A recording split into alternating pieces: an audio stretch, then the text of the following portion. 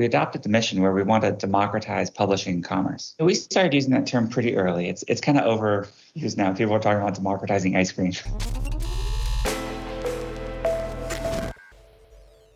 When we talk about democratizing, that term for me requires two things, which are freedom and agency. So freedom, open source software like WordPress has a license, which is almost like a bill of rights. So it enables certain freedoms, certain inalienable rights to every user and developer on the software. Even if I change my mind tomorrow and wanted to change how everyone could use software, I literally couldn't, because there's this constitution, if you will, to the software.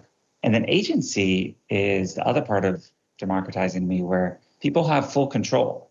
A lot of software out there, we all click through those licensing agreements. No one reads them. We sign away a lot of our freedoms when we do so. So with open source, you have the freedom to use the software for any purpose, which also means you could sell it if you want to.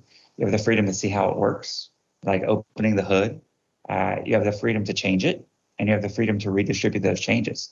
And so when you apply those four freedoms to software, you actually get a world in which it's almost like the opposite of the tragedy of the commons, where the more people use something and get involved with it, the better it gets. In software, in bits, and you can have these economies of abundance, and you get kind of a flywheel effect, much like the Wikipedia, where the Wikipedia wasn't very good when it started. In fact, it was worse than Britannica and Encarta and its competitors.